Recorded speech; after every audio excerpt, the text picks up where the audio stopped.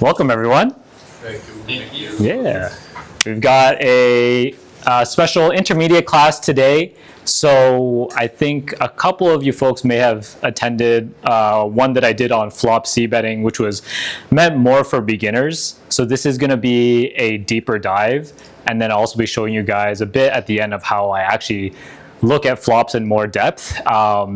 And we're going to only focus on one formation today, but it's going to give you some general heuristics, and then the homework for you guys is going to be taking a look at some stuff at home.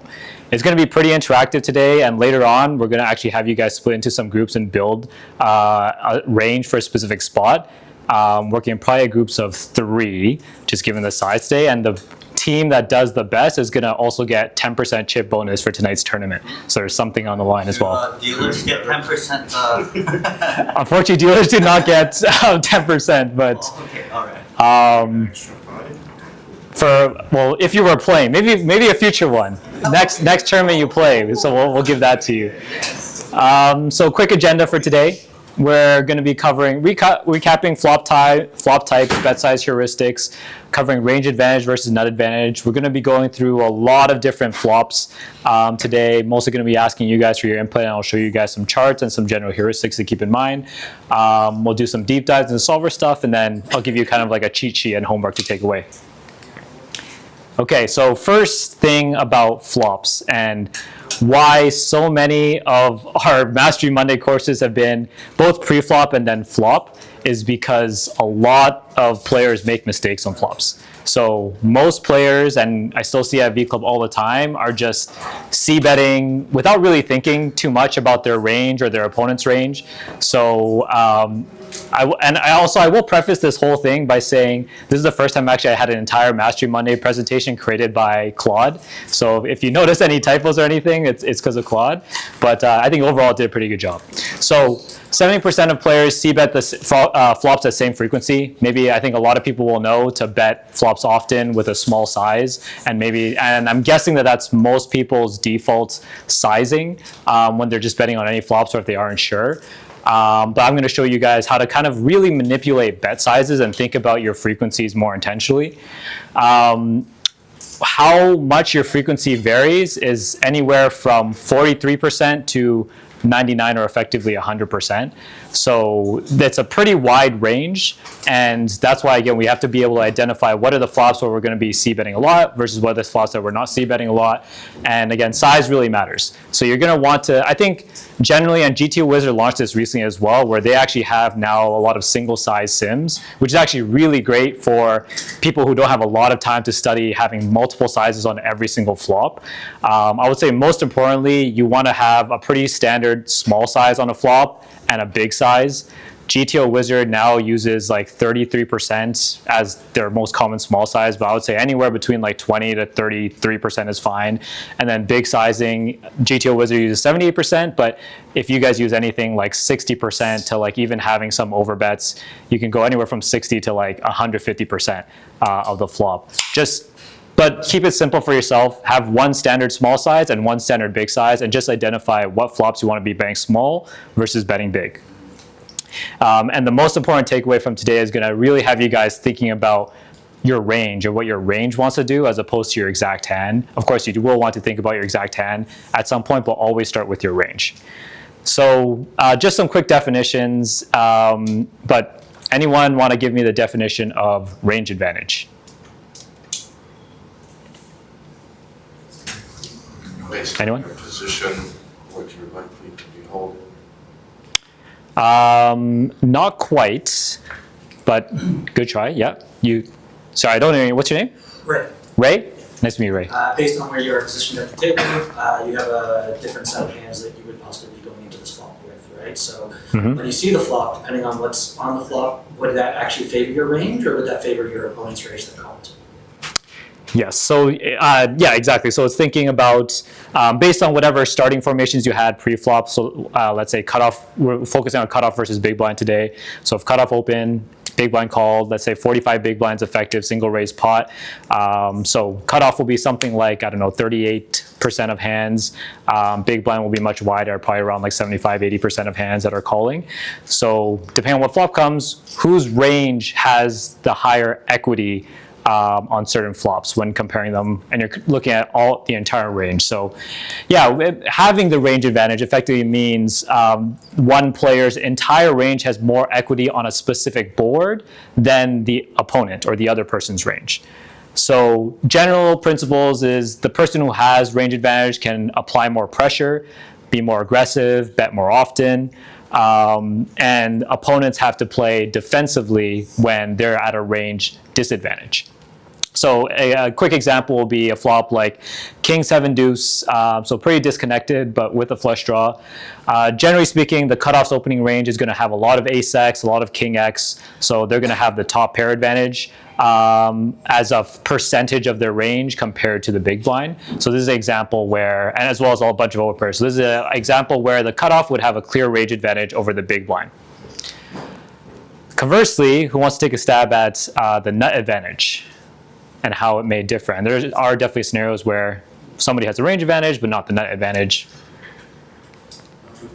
Yeah, Phil. I don't know if this is too simple, but like who's most likely to have the nuts on a given board? Yes, exactly.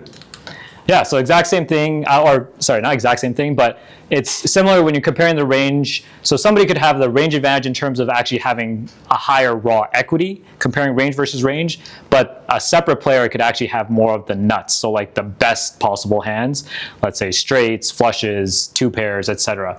And why this matters is similar to range advantage, the player with the nut advantage generally can bet more and bet bigger and threaten stacks.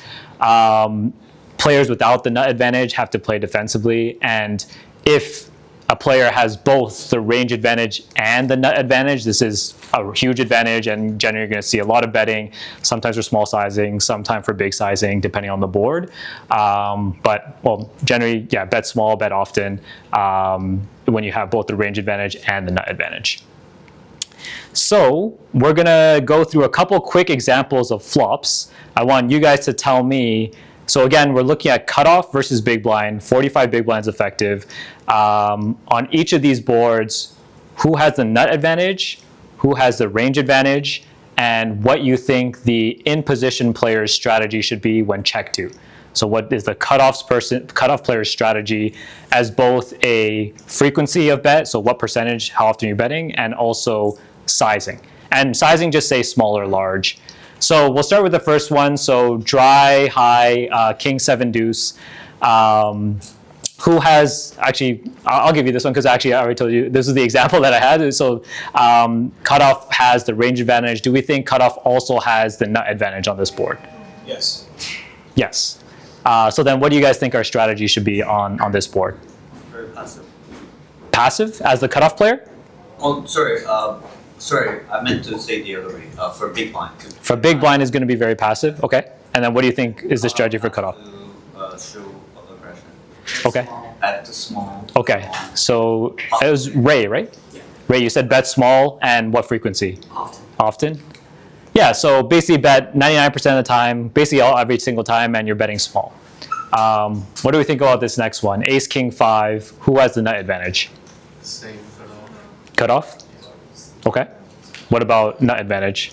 Sorry, So you said, or I said range, you think cutoff has the range advantage? range advantage as well as not advantage. Okay.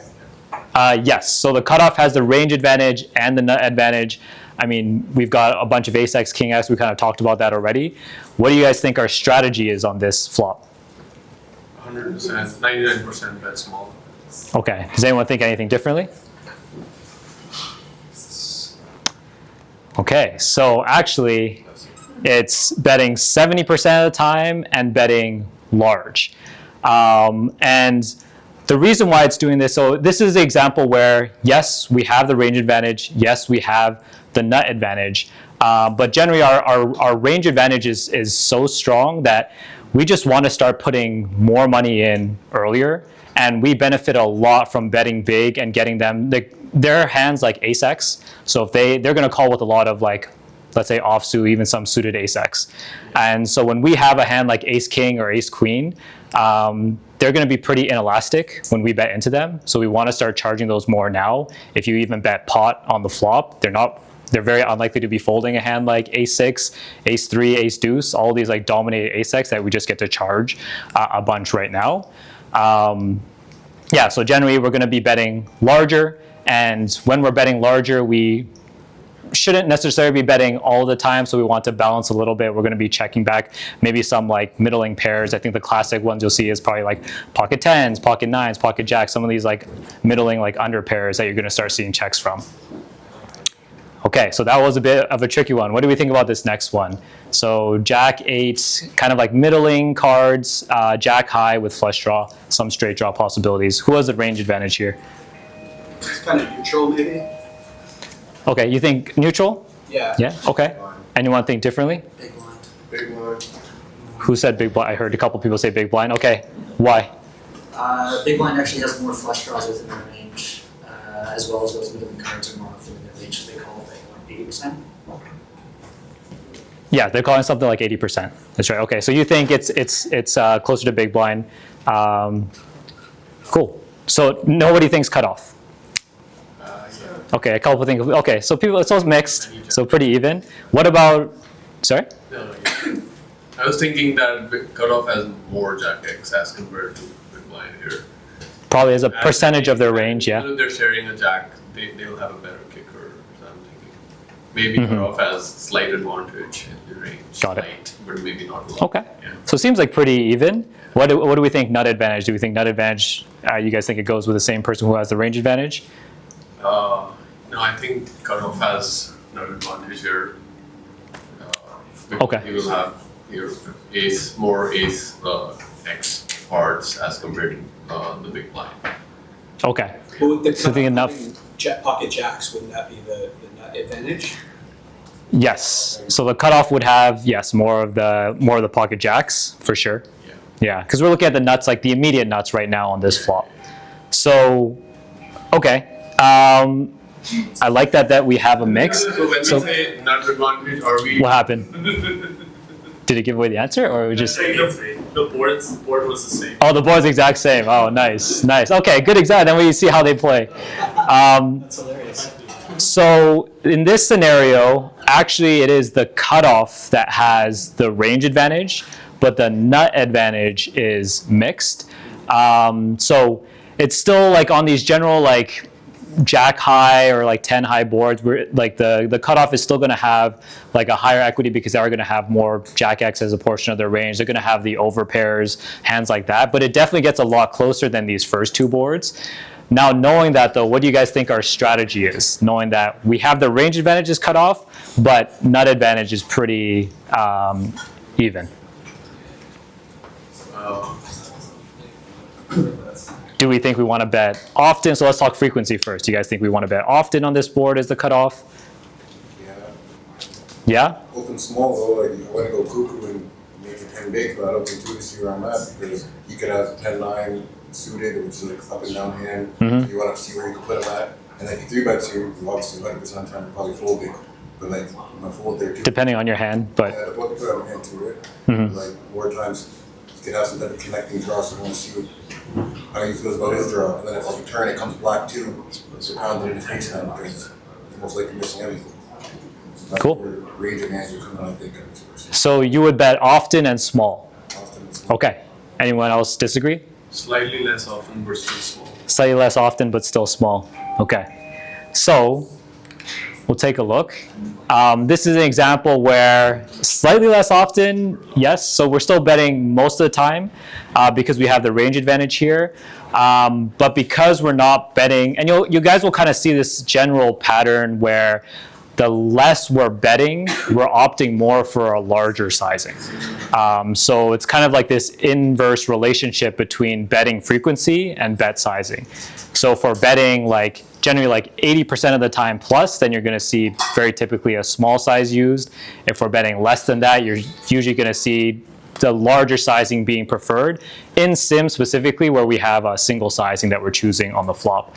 There is a specific exception to that, which we'll talk about later. But yeah, so that's that example. Okay, last two here. What do we think about this one? 975 rainbow. Who has the range advantage? Who has the nut advantage? Big blind has both of them there. Okay, we think big blind has both. Yeah. Range advantage and nut advantage. Anyone disagree? Okay, then what do we? I know, not even. You think which one? Range is kind of even. You think range is kind of even, and you think nut advantage is It's kind of big line, but still close. okay. Cool. Well, W nailed it. Oh, sorry, I gave it away. Yeah, Phil. That's a question, like with net advantage, like, are you talking about who can have the best possible hand on that? On this particular board flop? right now, yes. Okay, So- the best possible hand is pocket nines. They're straight 6-8. Oh yeah, sorry. So the big blind will have Or six. like 16 combos of 6-8 because they'll have all the offsuit combos, whereas we will not. It has none of them, right? 6-8 suited. It might have 6-8 suited depending on stack depth, but yeah, either way they'll have at least 75% less straights than their opponent. They're both going to have a bunch of sets, but cutoff will also have, or sorry, the big blind will also have like 7-5 offsuit, so a lot more like 2 pairs. 9-7s. Yeah, 9-7 offsuit. Even Yeah, suited, yes. exactly. So yeah, basically the range advantage is still in the cutoff's favor because they're generally going to have, again, and largely driven by having a lot of the over pairs, strong nines like ace 9, king 9, queen 9 suited, jack 9 suited, but the nut advantage is in the big blind's favor. So what do we think then about betting frequency and size? Snapchat. Snap check. So you check 100%? That's for me, yeah. I would. Okay. But I don't know. Even if you had like aces here? No. I mean, yeah. Guess a percent. More often, checks more often, yeah. Okay. I'd say 80% checks, 78% checks. So I gave you guys at the beginning that our betting frequency ranges from, I think I said 43% to 99. So like our lowest ever betting frequency is like 40%. So we're never going to be checking any board like 80% of the time. But knowing that, between 40 to 100, what do you think? 50. Okay, somebody said 50. And then sizing? Large. Medium. 50% and large. You guys got it. Yeah, so again, this is clearly because the caller has the nut advantage. We have to be very careful here. We do still have like a slight range / equity advantage, but they're just going to have so many good hands and just crush us on this board. Last one, so low and connected, 5 high. What do we think? This one for sure goes to the big blind. Okay. Both range Both and of them. nut. Range and advantage. Okay. So range on this one is pretty much like very, very close to even. So it's kind of mixed, but yeah, clear nut advantage to the big blind. So to no surprise, it's going to be, this is like one of basically like our highest frequency check board. And if we are betting again, we're going to be choosing a large size, but this is where we just start checking a ton on these like 5 high, 6 high, low connected boards. Okay, so we're going to dive deeper into kind of the mechanics and the heuristics behind some of these. So the next few are going to be some quizzes again as well, but similar sort of flop types. So again, this is all 45 big blinds, symmetric, cutoff opens, big blind calls. So queen 7 deuce, you guys should know this one now. What do you think we're doing on this one?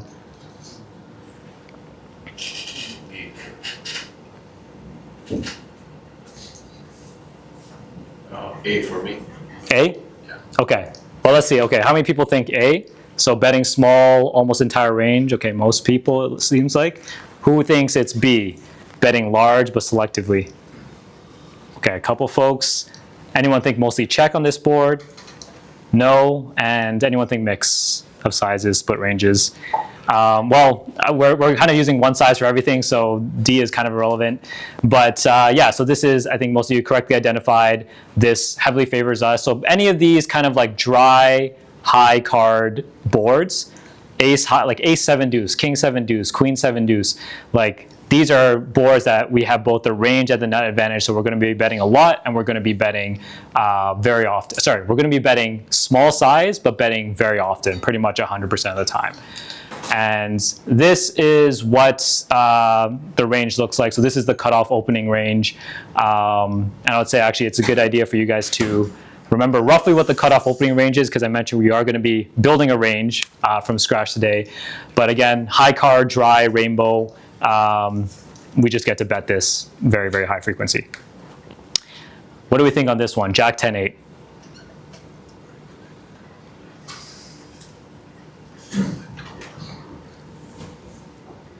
All right, how many people think that they would be betting small with their entire range? Nobody, okay. No one. How many people think you're betting large but selectively? Okay, about like half. Anyone think mostly check? Okay, so this one's gonna be a bit of a surprise because this is actually a range bet for small sizing. Even though it is connected, it's middling, it's super wet, but we're still betting 100% of the time for small sizing. And again, we just still have a strong range advantage. We have a nut advantage, and yes, they're gonna have a lot of draws and things that we can charge. They're gonna have weaker one pairs. They will have two pairs, etc. that will of course raise us, but we'll be able to defend kind of, we'll have enough strong hands in basically our range to still be able to defend, especially with kind of like two broadways on Jack 10. We're gonna have either we're gonna have two overcards and a gut shot a lot of the time. We're gonna have like ace jack, top pair strong cards. So we're betting this one a lot and for small size. I mean, this basically shows us betting everything here, so not anything super interesting on this one. Yeah, so we'll move on to the next one, 8-7-4, 2 diamonds.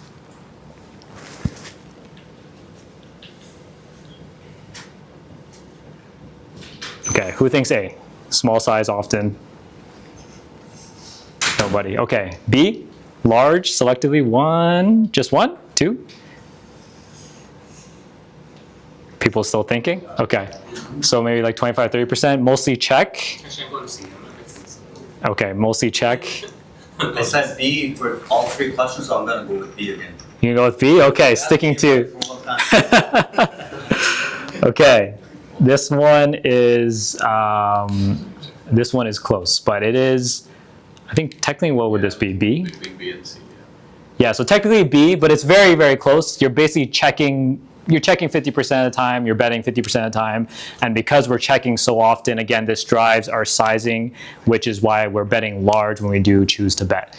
And then this will be interesting as well. Now we'll kind of take a look at like, what are the hands that we actually choose to bet with. But again, the reason why is that our big blind has all the sets. They have 5-6 offsuits, they have 8-7 offsuit, all of these like two pairs, so they just have a big advantage here. So most of our betting, we are going to see betting a lot from our overpairs, so sets and overpairs. So you'll see 4s, 7s, 8s, all of our overpairs are betting. Generally, when we have mixed strategies here, so when we have all these like offsuit hands, a lot of the betting is driven, like you'll see like ace jack off, ace queen off, etc. The betting is going to be driven when we have suits in our hands that are matching the board. Because when we do have those kind of suits, so on ace, 8 of diamonds, 7 diamonds, 4 of clubs, when we have like the ace of diamonds in our hand, like ace of diamonds, queen of hearts or something like that, that's going to be pretty important because we're just going to get, we're just going to have more equity on various runouts. We can actually back into the nuts on those occasions, but also when we have like ace of hearts, queen of diamonds, like they might check raise us a bunch when they have a queen of diamonds in their hand. So generally we should be getting check raised less often too.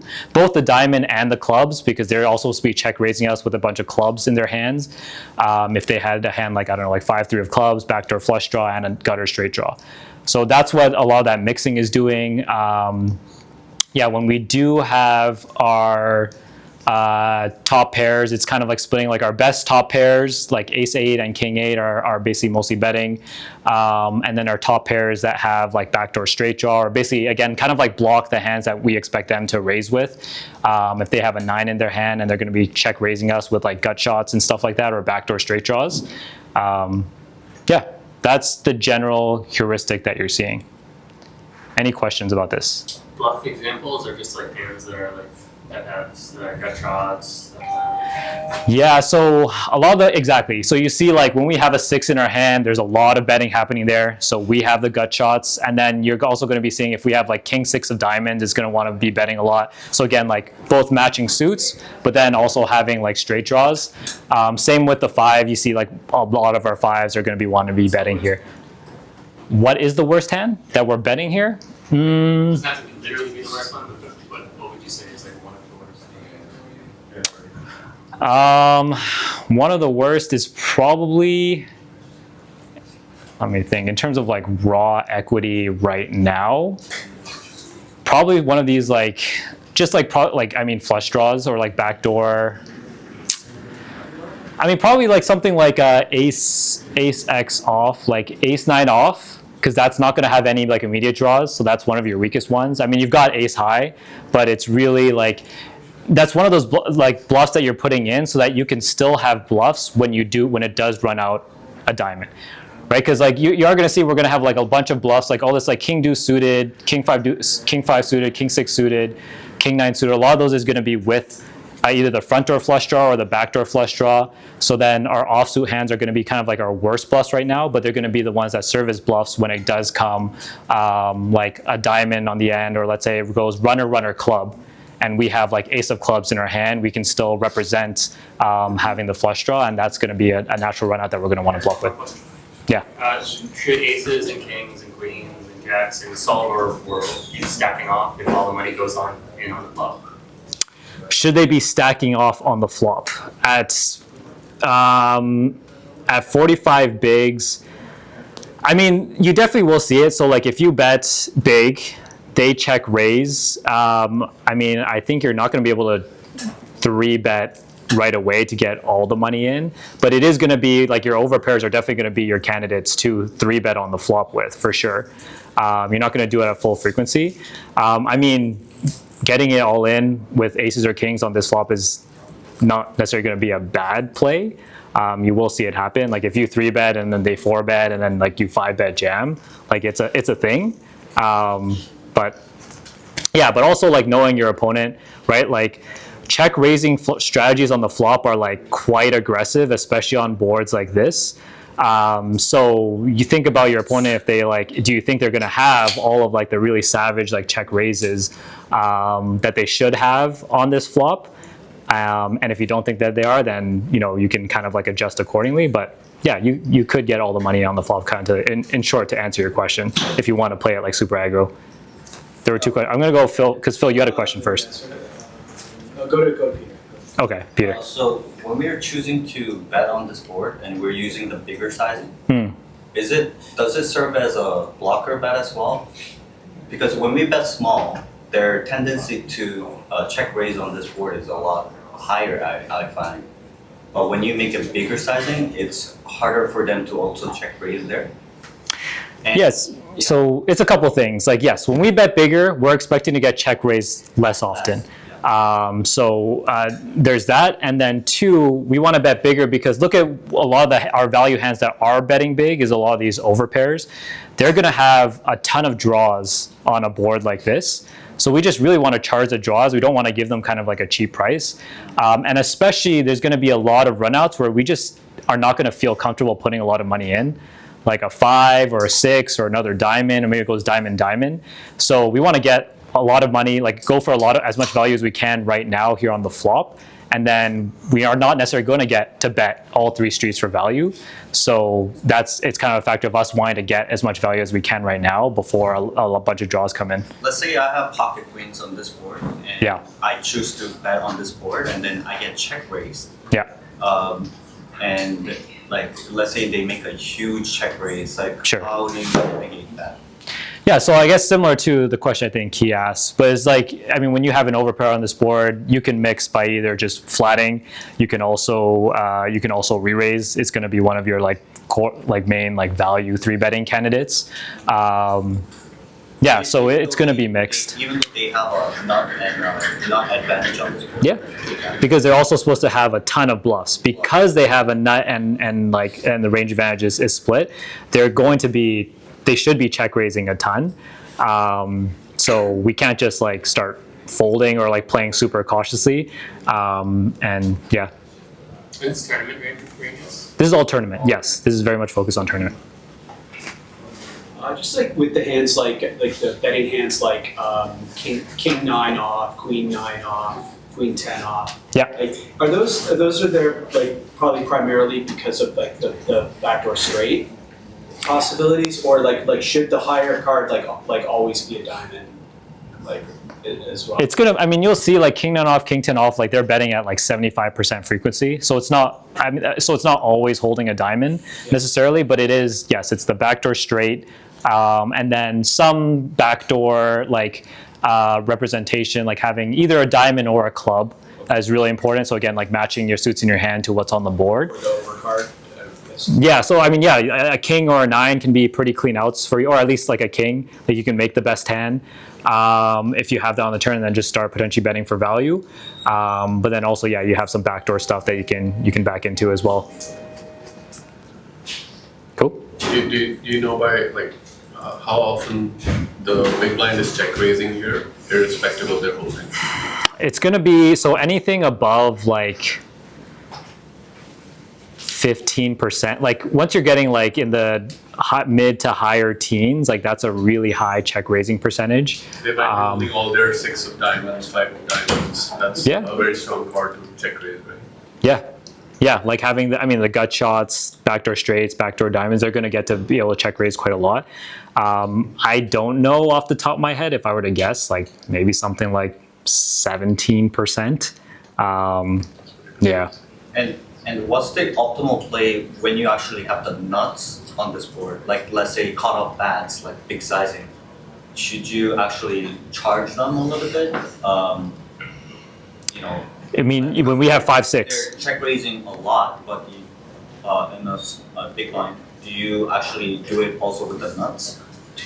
You should be doing it with all your good hands, because we talked about how aggressive you're supposed to be check raising. You're doing it with a bunch of like trashy hands, so you should for sure be doing it with your good hands. With your like absolute nuts, you do see some slow playing, but like your other good hands that are kind of vulnerable, like your sets that are vulnerable to like flushes and straights and stuff, are gonna very likely want to start putting more money in here on the flop.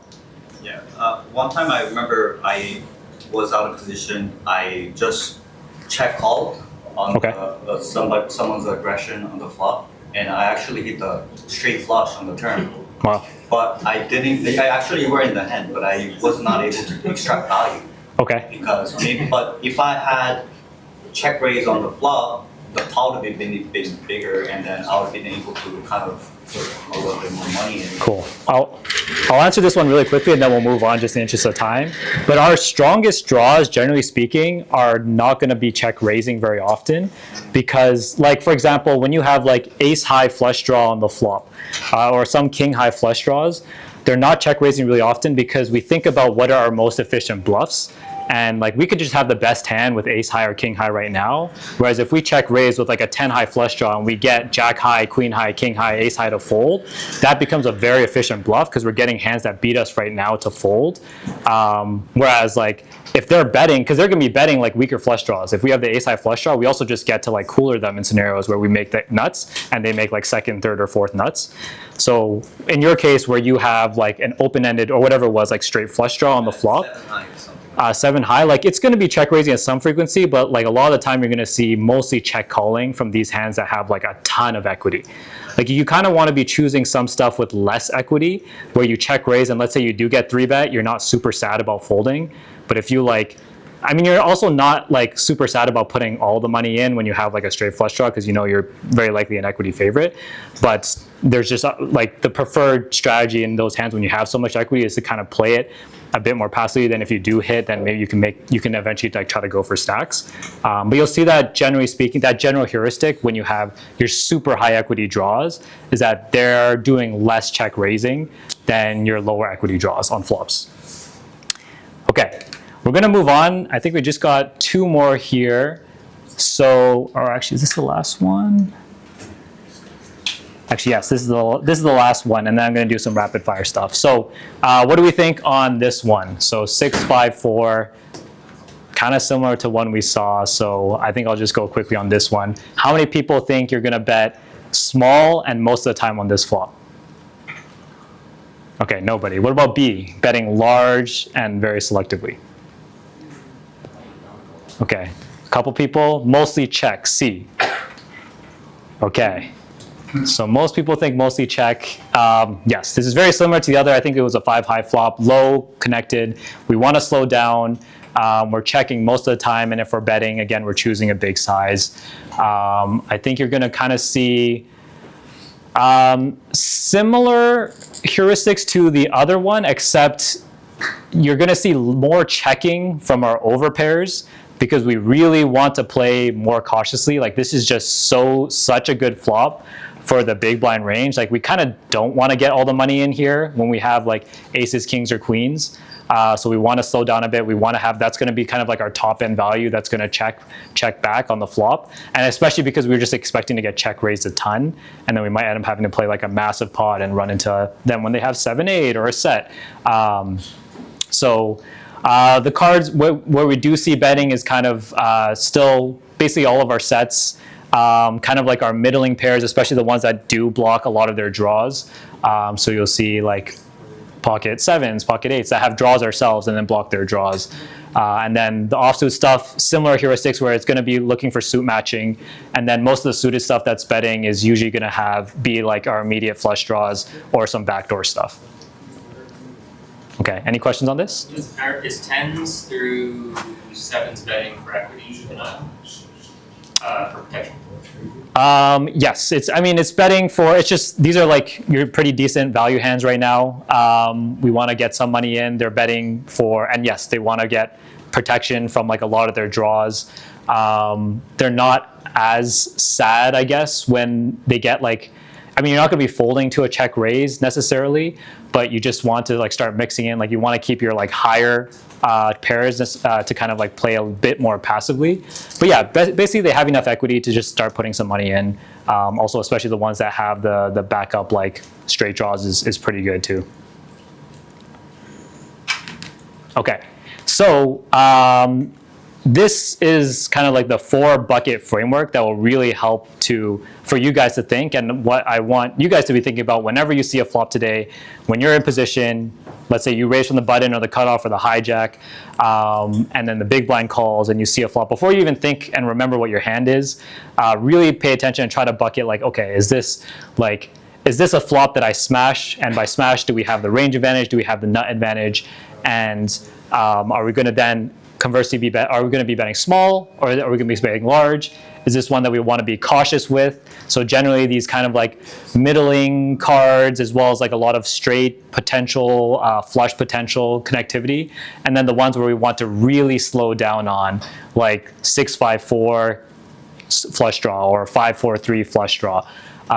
So those low connected ones. So try to think about these buckets today. The one bucket we didn't talk about is this like big smash like bucket. So these are flops actually where we bet large close to 100% of the time. And these are typically 3 Broadway boards. So ace, king, queen, jack, king, queen, 10.